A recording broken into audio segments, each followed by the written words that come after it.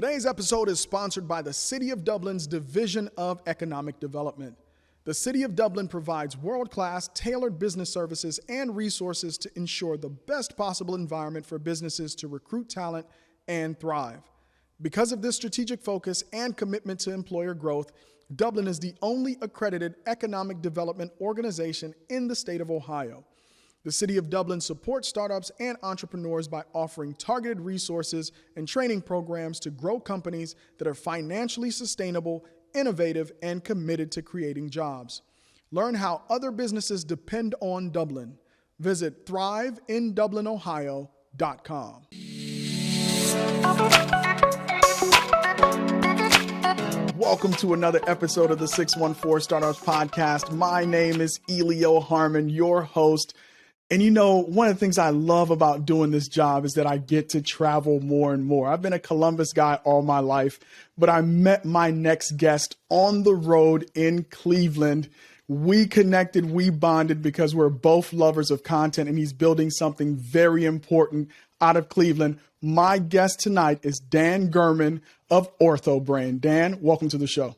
Well, Elio, thank you so much for the kind invitation to participate in this amazing series of podcasts. Yeah, well, and I'm glad you took me up on the offer. Now, you and I mean, this is where we really get to know each other and the audience gets to know you as well. And what I like to do with every podcast is start by getting to know the guest. So who is Dan Gurman and how did you become an entrepreneur? So if you want to look really deep into what drives me these days, what I'm all about, now that I have white hair on my head, I've really endeavored to become a leader that's driven to help people become the very best they can possibly be, usually exceeding their own personal expectations. And the trick to doing that, Elio, is doing it with humility and having compassion and then frame everything in love. I couldn't have said that 20 years ago, but now that I'm a white hair, that's exactly what I endeavor to do every day with people that I meet. And you might wonder, well, who is it that I'm leading? Well, probably the most important role I have is as a husband and as a father and now a grandfather. So my precious wife, Terry, and I are still raising our 7 children. We have 3 of them at home right now, and we've already got some grandchildren on the way and some that are here. I founded many organizations and built many organizations in my career. And I've been a leader in each one of those organizations. So I'm a leader in my family, and I also am a leader in my businesses. To be fair, we've divested of almost all of my businesses except for Orthobrain, because right now I'm passionate, as well as my family, at transforming the way healthcare is delivered. And it's a big undertaking, and it requires the support of the family, and my family is clearly behind me, which I'm very grateful for. You asked why I became a business person and entrepreneur, and the truth is that I did it out of necessity in my youth. So I started working in kind of formal employment at about 9 years of age. And by the time I was 13 or 14, I had formed my first business and had other kids in the neighborhood doing some work for me. And it was, I think part of it is wiring, but a lot of it is just really needing money. And I was always determined to go to college, and everything was built around saving up money so that I could go to college. And that's really what got me going in the business world. And I ended up becoming an orthodontist. I practiced orthodontics for 30 some years before I sold the practice in Dayton, Ohio, moved up to Cleveland, and started building Orthobrain. My entire life has been as a business person, either because I enjoy it or because I need it. And truth be told, people say we're all human beings, and I beg to differ. I never wanted to be a human being. I've always wanted to be a human doing. And I think that drives part of the passion towards building companies and building things. This one, though, is unique and far more important than any of the other businesses we've built. Yeah. Now, I get entrepreneurs on here all the time. I don't quite get the working at 9 all the time. So what was it? And maybe this kind of feeds into the debate that always happens when you're talking about business. Are entrepreneurs born or are entrepreneurs made? Meaning, is it something that you felt was always innate? And where do you fall on that spectrum? That's a brilliant question, and nobody's asked me that before. I'm going to say it's both. I believe that my father, whose memory is a blessing, my absolute hero, so admired him, the attributes that he had, they guide me in my decision making to this day, regularly told me, make sure you find a way to work for yourself. Find a way to own your own business. And he had a lot of really fine employers, and I believe that they treated him well and they gave him good opportunity. But honestly, Elio, he was miserable working for other people. And I could see the stress that it gave him. It wasn't just the lack of economic resources, but it was a difficult endeavor. It was difficult for to him to succeed and thrive in that environment. So having said that, I've always known that I was going to work for myself or work for all the people that are in the companies that I build. But I think you also have to have some wiring that in order to be successful, there are probably some attributes that you're born with that give you the potentiality to be successful in this arena in the same way that if you were interviewing the elite athletes of the world, they would say, yes, they were desirous of being elite athletes, and yes, they worked their tails off to be elite athletes, but they also had a genetic ability to achieve at a high level. And so when I go back to my original mission of helping people become the very best they can be, it had to start with me in the mirror. Before you help others, I believe you've got to build the very best you can be before reaching out to others. I hope that answers the question. I think the answer is yes. Yes, you need to be born with attributes, and yes, you need to be cultivated, nurtured, and pushed into it. For me, it was out of necessity.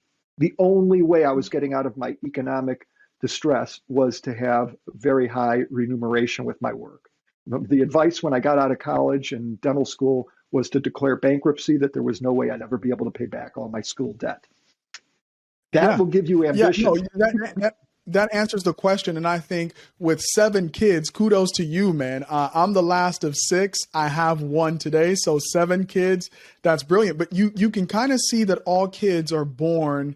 You don't tell a kid, no, you can't be an artist. All kids, they'll pick up that paintbrush, they'll pick up that crayon, and they'll create art, right?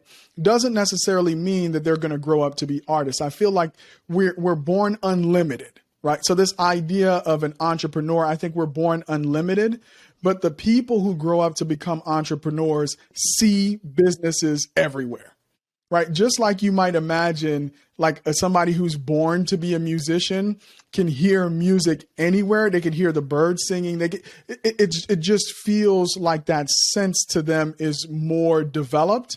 I feel it's the same way for entrepreneurs. I mean, every time, right? Even when I was young, I would always look at something and be like, how do I sell that? How can that possibly become a business? It was always there. Did you have some of that feeling? Do you share that kind of seeing business anywhere kind of brain? Yes. When my family watches this, they're going to giggle because my brain is a nonstop series of ideas that flow through my head. Everything I see in terms of how it can be improved. How can this service be delivered in a better way? How can this product be manufactured in a better way? Some of them are as silly as all get out, where they're humorous, but it's nonstop. And it can be extremely distracting, Elio, as you know, as a visionary. It's every day there are new ideas coming to mind that you want to pursue. And when you're building a company that you want to have a global footprint, you've got to have some people around you that can help you maintain some focus and not chase the so-called shiny objects that appear in front of you all the time. It's a blessing and a Yeah, curse. I know. Shiny object syndrome, I certainly have. My family tells me the same thing. Hey, you gotta pick one thing. I even have a book back here that I was gifted called Necessary Endings, right? Things you need to give up in order to pursue your purpose, right? That's at least the plot. I need to get to it, right? But for you, you've already done that. You took the brave step of saying, hey, I have a problem that is so important. I'm going to divest of everything I have going on in order to focus on this one problem. So what is the problem that you're solving at OrthoBrain? Who are you solving it for? And why does it matter so much? Yeah. Well, thank you for appreciating what a big alteration in our lifestyle it was in order to divest. You know, after being in practice for 30 years, we had this well-oiled machine, this orthodontic practice, and it was such a joy to go to. It was easy, it was fun, everything was almost perfected, and then we just walked away from it in order to pursue this. What I want you to do is use your imagination, which is easy for you, all right, because you're a visionary. So Elio, imagine the horror and how you would feel if your child or grandchild, for our older listeners, was viewed as being less intelligent, less likely to succeed, even less trustworthy, all because of the way they look. It's exactly what's happening worldwide, regardless of where you live, what race you are, what age you are. If you have a smile that is not aesthetically pleasing, you are rated all that ugliness. Completely unfair, but an absolute fact. It's been researched and validated. It's published in the medical literature. And I find that shocking. And it's something that I can help solve. So what makes me work this hard at this point in my life is because I want to help solve that problem. There's an affordability and accessibility problem in all of healthcare. We're focusing, like you said, on one area where I have great expertise, and that's in dentistry and orthodontics. And you might say, well, yeah, I know there are people that are walking around that have poor looking teeth, and it's too bad that they're being rated all those ugly things. How many people are out there that have this problem, and where are they? They're everywhere. Motley Fool did a study, and they found that there were between 500 million and a billion people globally that are in need of the orthodontic teeth straightening right now. The treatment is more likely to be provided in a community that has wealth and that has providers. You might find it shocking that 65% of all the counties in the United States do not have an orthodontic specialist to provide that treatment. When you go to other countries, there are some countries that don't have any orthodontist to provide that care. So the problem is enormous. How do we solve it? Well, we have to find and train providers to render the care. Traditionally, the orthodontic care was delivered by orthodontic specialists. Those are dentists that go to an extra 3 years of education called residency. And after 3 years of education and maybe $150,000 in additional tuition over and above college and dental school, then you become an orthodontist. But there's so few of us. There are probably 8,000 or 9,000 practicing orthodontists in the entire United States to care for 330 million people. It doesn't work. So you say, well, wait. What was that number again? What's the total number of orthodontists to the total population? There are 8,000 to 10,000 orthodontists that are licensed in the United States. There are 330 some million Americans that are in our country. We can't service them all. And orthodontists are located in the amazing cities like Cleveland, Columbus, Cincinnati, Chicago, right? They go to metropolitan areas. So you say, well, why are there so few orthodontists? And it's because we're like all of the medical specialties. Elio, medical specialists, dental specialists, we determine who gets into the club. So at Ohio State University, an amazing university, they take in a handful of residents every year. And many of them come from other places and they're not going to stay in this area. Or when they finish, they go to another major metropolitan area to practice. But we are a guarded guild, and so we don't let very many people into this exclusive club. It creates scarcity of practitioners. There aren't enough practitioners, and so fees are high. The way we solve the problem, Elio, is we leverage the digital revolution so the general dentists anywhere on the planet can deliver high quality orthodontic care. They can do it because we've written a custom software platform that connects the dental practice with the orthodontic expertise of OrthoBrain. And using a combination of AI and operationalized systems, we're able to enable the dentist office to deliver high quality orthodontic care. So what it does is it leverages the knowledge of the experts so that an expert orthodontist, instead of treating 300 new orthodontic patients a year, can now oversee 7,500 orthodontic patients a year globally. And that's how you start to solve access to care, is leveraging the knowledge of the experts and having the care delivered where it's needed. So imagine if you had a charger for your electric car that would take you 200 miles, an OrthoBrain charger is going to take you 5,000. The leverage is enormous. And this is where we are right now. And we've got so much more AI that we're able to bring to the forefront in order to increase that efficiency. There are 20 times more dentists than there are orthodontic specialists. So the dentist is the vehicle for delivering the care. All right. Listen, if you're a founder out there, you should be taking notes. All right. Because Dan just delivered a pitch that had me on the edge of my seat. All right. The imagine, right, that your child will be treated differently because of their smile. Classic edge of the seat, how to get people interested in the conversation. So I think that's awesome. So just a little tip there for people who are passively listening. That's how you deliver and get people interested. But now you have the Papa Bear in me reared up. You don't mess with my kids. You don't treat my kids differently. I want to give my kid every advantage. And then you have the immigrant in me also stirred up. If folks who are listening think the issue of 8 to maybe 10,000 orthodontics or orthodontists, how do I say it? What's the proper term? Orthodontists? Orthodontists for 330 million people is a crazy ratio. Imagine what it's like in the country where I'm from, Liberia, where the ratios are even worse. So you have me on 2 points there, Dan.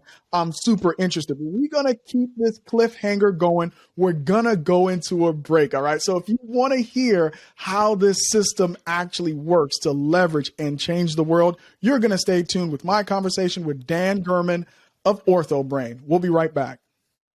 This episode is brought to you by Rev1. Rev1's mission is to help entrepreneurs build great companies. As you navigate the waters of business entrepreneurship, you don't have to go it alone. A strategic partnership with Rev1 connects innovators to the talent, customers, space, and funding you need when you need it. Get started with Rev1 Startup Studio by visiting rev1ventures.com to learn more. Again, the website is rev1ventures.com. This episode is brought to you by KJK. Tired of the billable hour? KJK has a solution. The KJK GC Advantage program offers businesses comprehensive legal services in the areas of employment, corporate services, real estate, trademark, intellectual property, and estate planning, all for a set monthly fee. KJK serves as their clients' partners in business, not just their lawyers. Along with cost certainty and predictability, the KJK GC Advantage program gives clients peace of mind, knowing their projects will be handled quickly and efficiently, maximizing the return on investment on their legal spend. So don't go it alone, let KJK help. Learn more by visiting kjk.com. All right, 614 Startups Nation, I knew you would be right there waiting for us to come back because you want to figure out how this OrthoBrain thing works. So we're back with Dan Gurman of OrthoBrain. Dan, break it down for us. How does the technology work? The technology is really quite straightforward.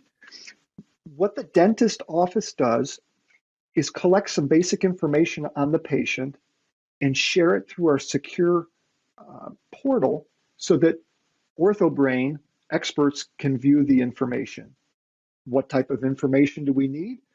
A series of photographs, an X-ray, an imprint of the teeth, most of which are done electronically now. They're digital.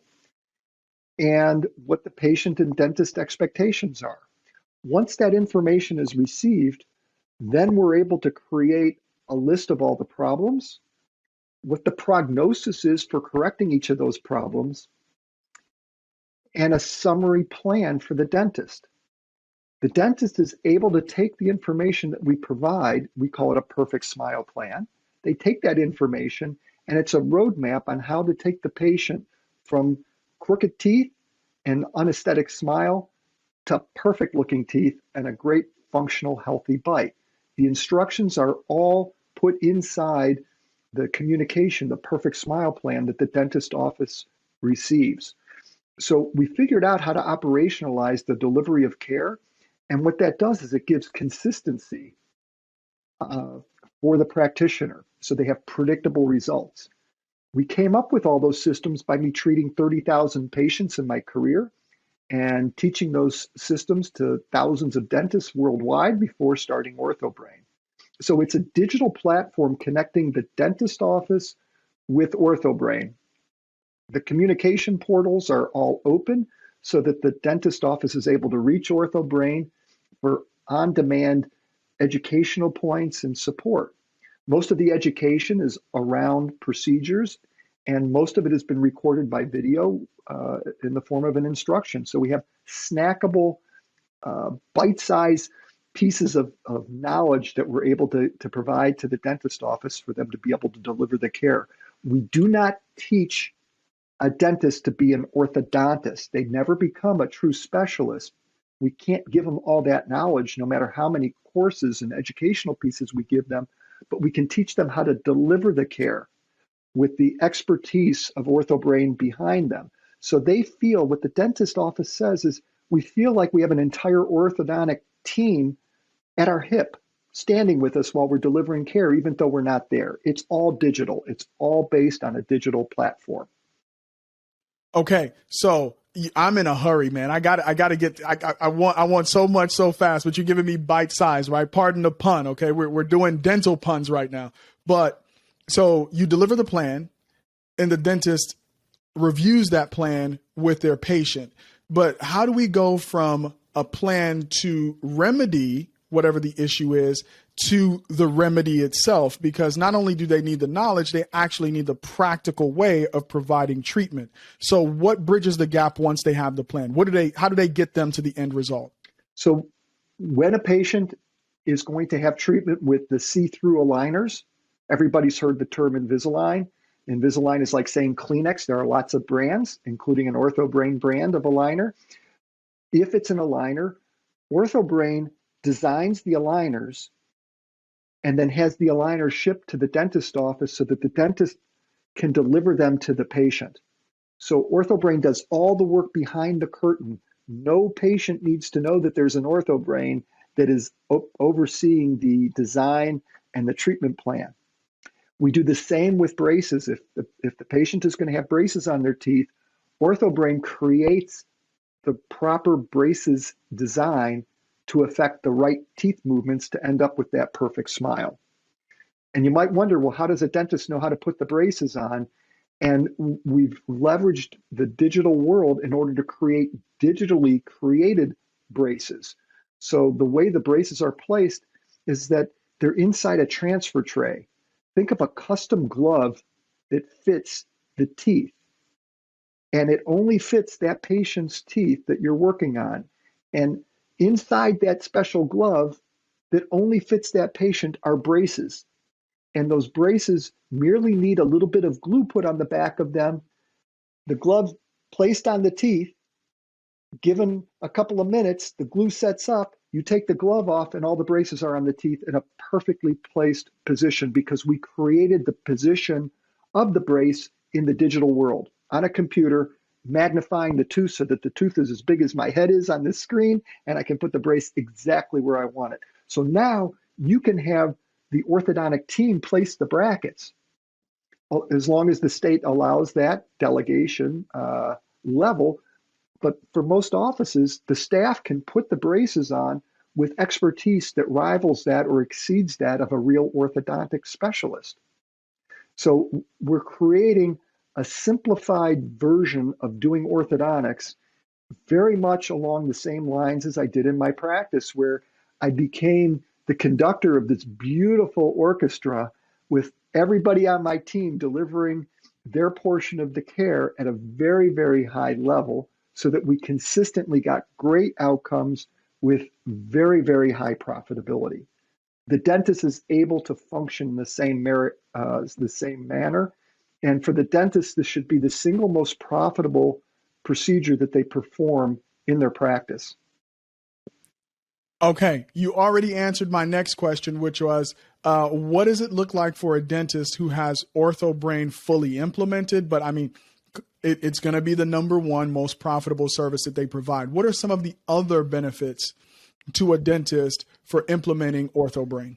Yeah, so it's a great question. Let me expand a little bit further on the profitability end. I'm going to throw real numbers out there, right? Who knows what a lot or very much means? I'm going to tell you exactly what the profitability looks like. The American Dental Association recently published the average income of a dentist. A general dentist puts $80 per hour in their back pocket. When it's all said and done, they've paid all their bills, they put about $80 per hour in their back pocket. Dentists that are embracing the orthobrain system are putting $1,400 per hour in their pocket doing orthodontics. It is that much more profitable. The beautiful aspect of all that is that it isn't labor intensive. It's a highly leveraged clinical offering inside the dentist office, meaning that we train the dental team how to deliver most of the care. So the dentist isn't bent over like they are when they have a drill in their hand, giving injections and drilling on teeth and putting caps on and cleaning teeth and working on caps and bridges and placing implants. So that's hard labor. This is not hard labor. And so the average age of an orthodontist is about 52 because we don't go out. Why would you want to retire if your body isn't breaking down, you're having a good time, and you're working 3.5 days a week and earning a great living? This gives the dentist an opportunity in order to be able to increase their revenue and decrease the wear and tear on their body. The other thing that it does is it increases the value of their practice. So a dentist office has a certain value to it when they transition out. And when they transition out, if they have orthodontics in there and the revenue is up, then the value of their practice went up greatly. Immediate value add is that you tend to build patient loyalty. Adult patients, let's just say, Elio, that you didn't have that unbelievably handsome smile that you've got and that you needed orthodontics. If that were the case, Thank you, Dan. I appreciate that. How would you feel? Well, the best thing is you flash it often, which I appreciate. Yeah. Imagine how you would feel if you showed up or I showed up dressed in my business attire and I walk into an orthodontic office that is predominantly children. So you've got kids going in for treatment. Their little siblings are there with the parent. You've got kids climbing the walls, acting like kids. It tends to be provided in an open treatment room where people can see each other. It's not a very comfortable setting for most adults. So for adults, they prefer to stay within their trusted dentist office. And if the kids can be treated in the trusted dental office, people prefer that. So there are only winners in this model. I know the cool thing to say is I'm disrupting the world and we're going to put orthodontists out of business. That is not the case. Everybody in the entire cascade wins. Orthodontists can work remote and can take care of people, whether they're in Africa or New Zealand, Asia, Xenia, Ohio. Doesn't matter where folks are. You can sit on your balcony in your vacation home and do your oversight as an orthodontist. The dentist wins because they're able to have a big wallet share. The patient wins because they get great care that's more affordable and with better access. It's a win-win-win-win. Everybody wins. All right. So the orthodontists out there who were a little bit scared, Dan is reassuring you he's not trying to put you out of business. All right. So you can keep that supply and demand equation going because OrthoBrain complements what you're doing. Okay. But let's talk about, if you can give me like 1 minute on the meaning of oversight in the OrthoBrain ecosystem, meaning orthodontists can still do oversight. What does that mean? Give me about 1 minute on that. Yeah, terrific. So what happens is that the orthodontist will see all of the pictures and x-rays that come in and identify the problems, the prognosis, and the solution. From there, the dentist delivers the care, and we encourage the dentist to send us progress pictures of the patient so that we can give them feedback. Some of the feedback they need is at a high level, in which case we bring the orthodontist back in to give some guidance to the dentist. And it's all through a digital platform. It isn't on a telephone. That's oversight. Okay.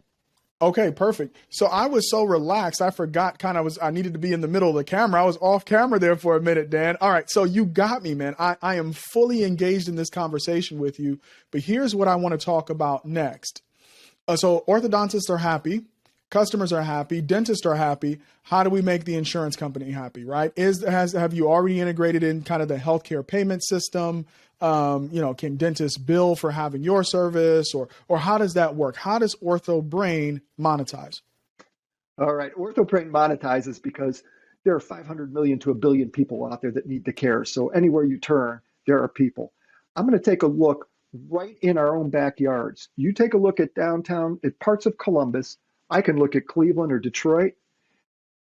This is a fact. 60% of all the kids in the city of Detroit didn't even get to see a dentist, let alone an orthodontist, in a calendar year.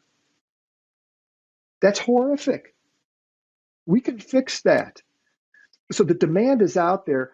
Working with some of the, we'll call them TPAs, third-party administrators, whether it's a governmental agency or an insurance company, it's a sure way to get there. If we could leverage some people of notoriety, typically you defer to the athletes. They get all the attention. If we could get some athletic person to endorse this and get the attention of folks that are in the urban areas that are being neglected and don't have the access or the affordability to the treatment, it would mean the world to me. Elio, I was one of the people that didn't have money and didn't have insurance. There was a time in my life when I lived in East Cleveland, no money, no checking account, no credit card, no insurance, and I was sick. What are you supposed to do? Thankfully, there was a free medical clinic on Euclid Avenue in the city of Cleveland, and I was able to get to a bus and go there for some care. But I recognized at that point that the need and the obligation for those who can make this better is gigantic. And from that time in the 70s, when I was a patient at the free medical clinic, I realized that this was going to be something that I was going to pursue until the end of my days. And enlisting some people who can get the attention of those in need of the treatment, as well as the third-party administrators, so that we can create some partnerships and get that care delivered where it's needed most. That would be very meaningful to me, Elio. That's great. So we need the government to come along. We need third-party administrators to come along. We need the insurance companies to get on board. But in the interim, for the practices that have already deployed, or how many practices do you have right now that are using OrthoBrain? We have 1,100 plus dentists that are registered with OrthoBrain right now. That's great. And so if I went in and my dentist is offering OrthoBrain, I am paying for orthodontic care provided by my dentist out of pocket, meaning there's no reimbursement right now to that dentist currently for care that could possibly be provided through OrthoBrain. Am I stating that correctly? If you're lacking insurance, that would be true. About half of all patients have an insurance benefit, and the insurance benefit tends to be heavily weighted towards children. So if you're 19 or younger and the family has orthodontic insurance, you have coverage whether OrthoBrain has a hand in the treatment or not. So the insurance company does not differentiate between orthodontic specialists and general dentists providing the care. Makes no difference. So there isn't any campaign that's needed for that at all. It's already in place. Makes sense. 1,100 is a big number. What are some important milestones? I mean, I know the social impact piece, right? Getting the right people on board so you could reach more people. But in terms of milestones for OrthoBrain over the next, 12 to 24 months, what are some milestones, key milestones you're looking to hit, whether that's raising funding, customer acquisition, building out the company, et cetera? What are some key milestones for you? Yeah, what's really important for us, Elio, is we need some rocket fuel in order to drive this engine. So we're very grateful for the Series A funding that we received last year. We've used up most of those resources in order to build a robust enough technology platform to get us to a revenue of say 10 million, an annual run rate of about 10 million. And we've also built a very, very talented industry knowledgeable team. So we went from about 8 people in the company, 8 or 9 people, to 35 in about a year. We were able to attract very, very high level talent, and I think in great part because of the purpose-driven nature of our company. We've also developed a new product, and we have a product release coming in 2 weeks. We will be releasing the OrthoBrain powered aligner, which is called Simply Clear. And Simply Clear allows us to enter a lot more marketplaces than we were before. So what we're getting now is a pipeline that is filling up with enterprise dentistry. So if you look at market segments, you've got the independent general dentist, which is what I call a doc in a box. You have a dentist, they have a hygienist or two, and they've got a few employees. That's your typical downtown dentist. Very good. Now we're talking about enterprise dentistry, and at the extreme end, you've got companies like Aspen and Heartland Dental that might have 1,000 or 1,500 dentists that are working under one corporate umbrella. Those type of organizations are the ones that are really screaming for our help. Our market is really the mid-size enterprise. They're oftentimes called DSO, dental service organizations, where we meet with the C-suite. The C-suite says, yes, we want to bring orthodontics in. The beautiful thing with OrthoBrain is once they raise their hand and say they want to provide orthodontics, we take them from start to finish, from education to implementation and internal, external marketing. We have a total solution for them.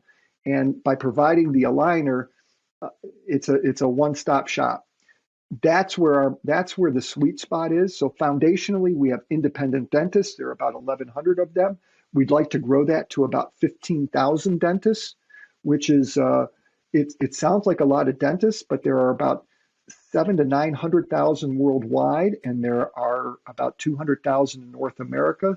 15% would give us a really strong market share and give us a very, very robust and big company. And simultaneously, in parallel with that, building the number of DSOs, those dental enterprise organizations that engage OrthoBrain. That's where we're going to really build a powerful, valuable company. So, all right. So you described the profit margin, right? Going from about $80 an hour to $1,400 an hour. Very attractive. But implementation, cost of implementation. We're talking about that downtown dentist, right? Not Aspen Dental, not Heartland. What does it take for somebody to implement OrthoBrain into their practice? Basically raising your hand. And when you engage us, you could take in just about everything we have to offer: education, curated instruments, supplies, training. For $5,000, you've got everything you need, plus the cost of treating your first patients. And what we found is that if a dentist will do 5 patients quickly, the fast 5, and just get started, then they're able to really run with this and make it a significant part of their practice. So it's a minimal investment. And with patient financing, third-party financing, the dentist can get paid up front from the patient and be able to cover the cost of onboarding OrthoBrain within a patient or two.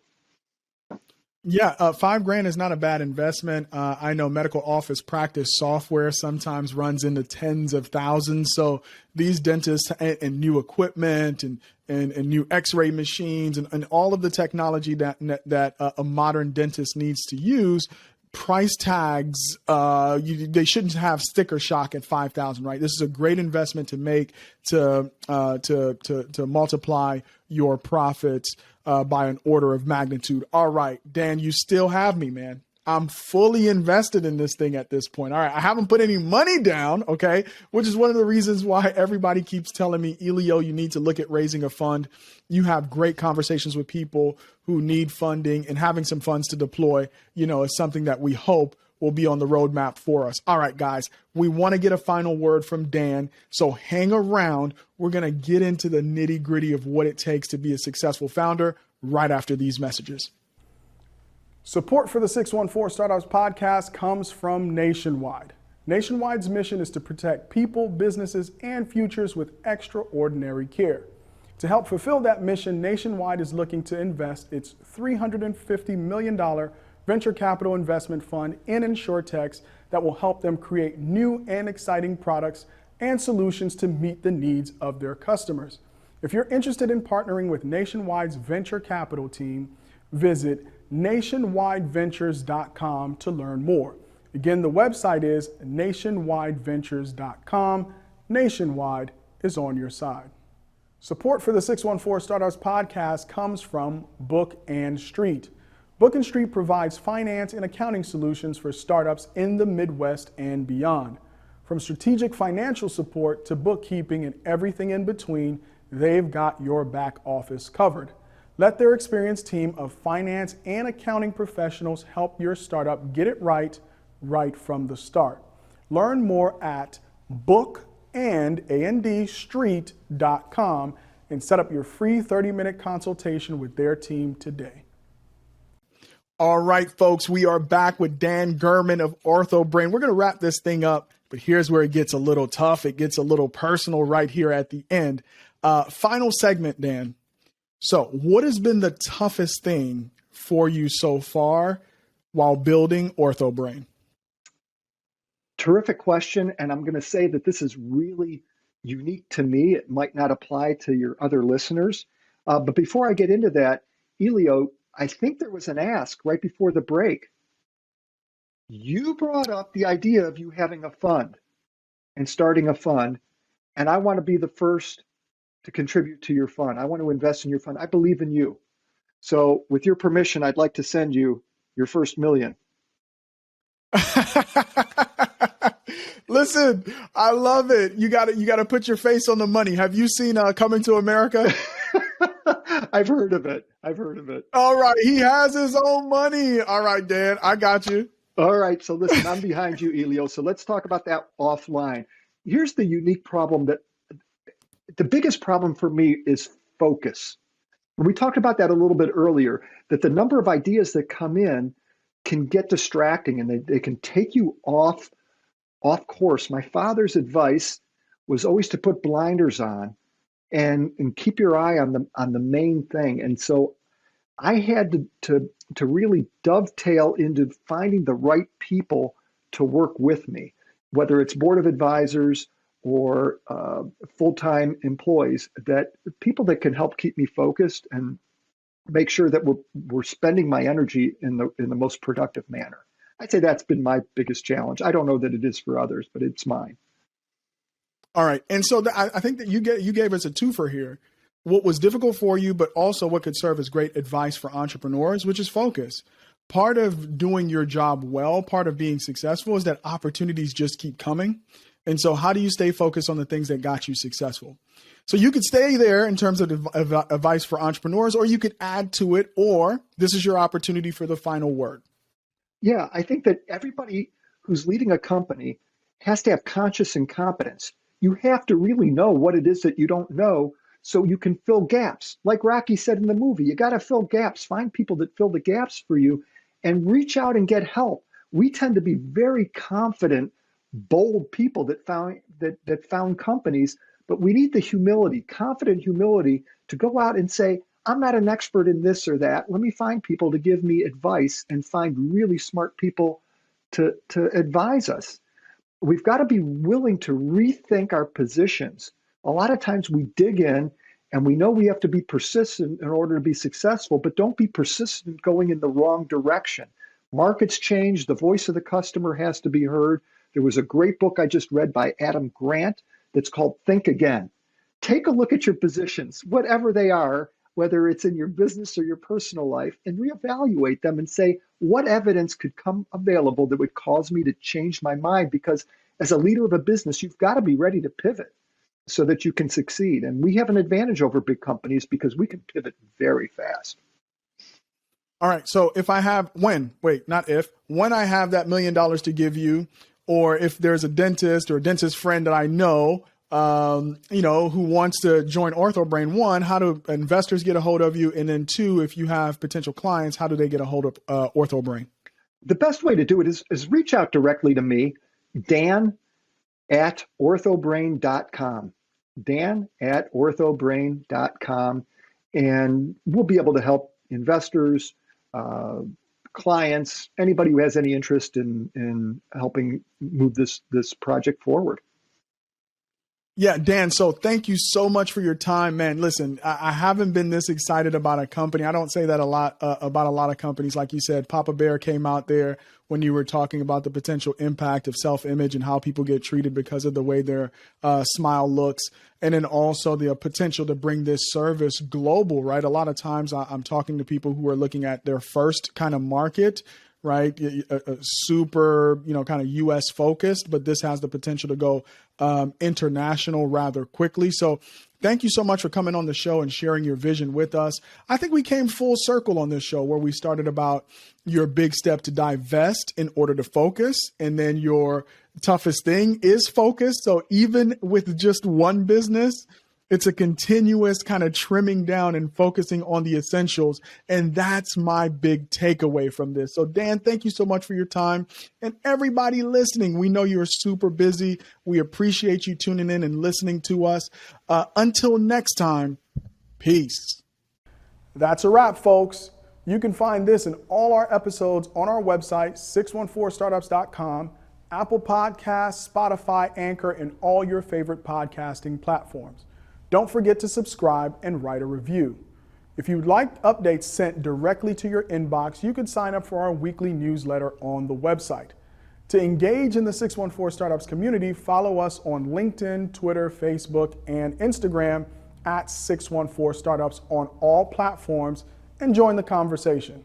For sponsorship opportunities and collaborations, email us at info@614startups.com.